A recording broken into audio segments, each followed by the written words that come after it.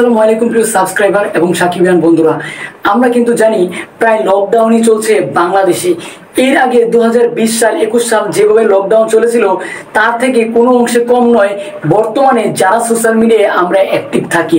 কেননা সোশ্যাল মিডিয়ায় আমরা যেভাবে আসক্ত হয়ে পড়েছি, এখন কিন্তু এর থেকে পিছপা হওয়ার আর কোনো অপশন নেই। লকডাউনে কিন্তু আমরা ঘরে বসে অন্তত সোশ্যাল মিডিয়ায় ঘাটাঘাটি করতে পেরেছিলাম, যদিও বাইরে বের হতে পারিনি। কিন্তু বর্তমানের অবস্থা এমন হয়েছে, ঘরে এবং বাইরে কোথাও যেন আমরা স্থির থাকতে পারছি না। কিন্তু সব কিছুর পরেও আমাদের মনকে অস্থির করে রেখেছে আমাদের mega star Shakib Khan.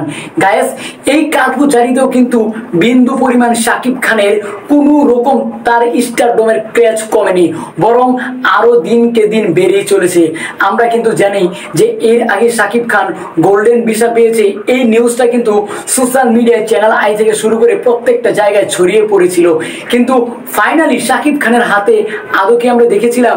Guys, এখন কিন্তু আমরা শাকিব খানের হাতে গোল্ডেন ভিসা দেখতে পেরেছি, এবং সেটা দুবাই থেকে। দুবাই সরকার তাকে সম্মানী প্রদর্শন করেছেন। গায়েস, এর চাইতে বড় আনন্দের বিষয় আমার মনে হয় একজন স্টারের ভক্ত হিসেবে আর কিছু থাকতে পারে না। কিন্তু আজকে আমি আপনাদের সমস্ত বিষয় নিয়ে আলোচনা করব যে শাকিব খান কত দূর ডেভেলপ হয়েছে, কত দূর আপডেট হয়েছে।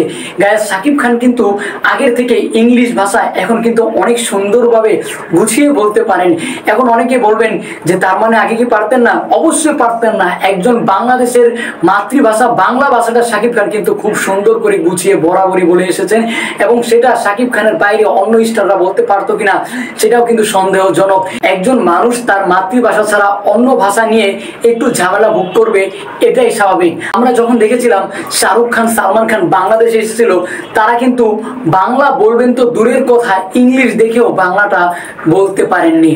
অর্থাৎ তারা যখন ইংলিশ দেখে বঙ্গবন্ধুর নামটা বলতে গিয়েছিলেন, তখন কিন্তু বঙ্গবন্ধুকে ব্যঙ্গবন্ধু বলে ফেলেছিলেন। গায়েস, এই ধরনের ভুল ভ্রান্তি সবার ভিতরেই থাকবে, তবে ভুল ভ্রান্তির পরেও, ভুল ভ্রান্তির ঊর্ধ্বেও যখন শাকিব খান তার স্টারডমের জায়গায় স্টিল থাকে, সেটাই কিন্তু প্রাউড ফিল করার মতো। আজকে দেখেন দেশে যেইভাবে কারপুজারি হচ্ছে, দেশে যেইভাবে হানাহানি, মারামারি, খুনাখুনি এবং যেভাবে লুটিয়ে পড়েছে এত সুন্দর একটা আন্দোলন, যে আন্দোলনের ভিতর আমরা যারা সাধারণ স্টুডেন্ট আছি তাদের জন্য এটা খুবই একটা যুক্তিসঙ্গত আন্দোলন। তারপরেও আমি রাজনীতির বিষয় যেতে চাচ্ছি না, আমি সরাসরি শাকিব খানের কাছে চলে যাই। এই শাকিব খান কিন্তু গোল্ডেন ভিসা পেয়েছেন, এবং তিনি যে মর্যাদা পেয়েছেন সেই মর্যাদা কিন্তু তিনি তার অর্জন না, তিনি কিন্তু বলে ফেলেছেন এটা বাংলাদেশের অডিয়েন্সের জন্য।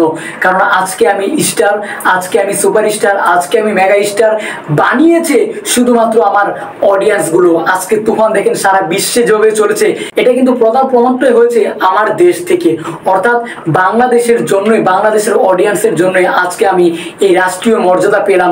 এটা কিন্তু এর আগে আপনারা জানেন শাহরুখ খান পেয়েছে, এটা কিন্তু আমার কথা না, শাকিব খান নিজে বলেছেন যে আমরা জানি মিস্টার শাহরুখ খান এই রাষ্ট্রীয় মর্যাদা পেয়েছে, এবং সেখানে তারা শাহরুখ খানকে বরাবরই প্রমোশন করে আসছে, প্রমোট করে আসছে। এখন থেকে শুরু হলো বাংলাদেশের এই যাত্রা, এবং সেই যাত্রা কিন্তু আমার থেকেই শুরু হয়েছে। আমরা জানি দুবাই কিন্তু সারা বিশ্বের একটা বিজনেস বার্তা, সারা বিশ্বের একটা বিজনেসের আসন, আর সেখানে কিন্তু অনেক বাঙালিরাই সেই দুবাই শহরে বিজনেস করে। কিন্তু আজকে বাংলাদেশের এই সিনেমা যখন দুবাই শহর থেকে প্রমোট হবে, তখন কিন্তু সবার প্রথম শাকিব খানের নামটাই আসবে। এবং সেই শাকিব খান আসলে বাংলাদেশের একটা গোল্ডেন, উনি গোল্ডেন ভিসা পেলো কি পেলো না সেটা বড় কথা নয়, উনি নিজে একটা গোল্ডেন। উনি যদি সারা বিশ্বের কোথাও একটুকু স্বীকৃতি না পান, তারপরও ওনার দেশের ভিতর উনি যেই লেভেলের সুপারস্টার, সারা বিশ্বে তার দেশের ভিতর তিনি কোনো সুপারস্টার এই লেভেলে ক্রেজ অর্জন করতে পেরেছে কিনা আমার জানা নেই। আমি অনেকে হয়তো আমার কথাকে আপনারা হাস্যকর ভাববেন, কিন্তু আপনাদের চোখে আঙ্গুল দিয়ে আমি একটু বুঝিয়ে দিই। আজকে যখন বোম্বে কিংবা তেলেগুতে 200 কোটি বা 400 কোটির সিনেমা বিজনেস করে, তখন কি হয়? 200 কোটির সিনেমা 1000 কোটি টাকা বিজনেস করে, এখানে লাভ করলো কত কোটি? 800 কোটি টাকা, 800 কোটি টাকা। কিন্তু বাংলাদেশের শাকিব খান যখন 4-5 কোটি টাকা দিয়ে সিনেমা করে, সেখানে কিন্তু 40 কোটি টাকা উঠে যায়। তাহলে এখানে লাভ করলো করলো 35 কোটি টাকা। অর্থাৎ ব্যবধানটা কিন্তু শাকিব খানের বেলাতেই অনেক বেশি বিজনেস করছে। আপনারা খেয়াল করলে দেখবেন যেখানে 400 কোটি খরচ করে 1000 কোটি টাকা ওঠায়, অর্থাৎ ডবল লাভ, 3 ডবল বলা যায় না, 3 ডবল করতে গেলে কিন্তু 4 কোটি টাকার সিনেমা হতে হবে 12 কোটি টাকা। কিন্তু শাকিব খানের 5 কোটি টাকার সিনেমা কিন্তু 10 ডবল লাভ করে ফেলে, কারণ 5 10 50, অর্থাৎ 40-50-এর ভিতর কিন্তু তুফান রয়েছে। গায়েস, এটাই কিন্তু একজন বাংলাদেশের রিয়েল এবং বিগ মেগা স্টার, যার ক্রেজ সারা বিশ্বের সুপারস্টারের চাইতেও অনেক বেশি বাংলাদেশের তুলনায়। যাই হোক, আজকের এই কথাগুলো আপনাদের কেমন লাগলো অবশ্যই কমেন্ট করতে ভুলবেন না। যারা নতুন আছেন আমার চ্যানেলটাকে সাবস্ক্রাইব করুন এবং পরবর্তী ভিডিও নিয়ে আসার আগ পর্যন্ত সকলেই আমার চ্যানেলের সঙ্গে থাকুন। ভালো থাকুন, সুস্থ থাকুন। আসসালামু আলাইকুম।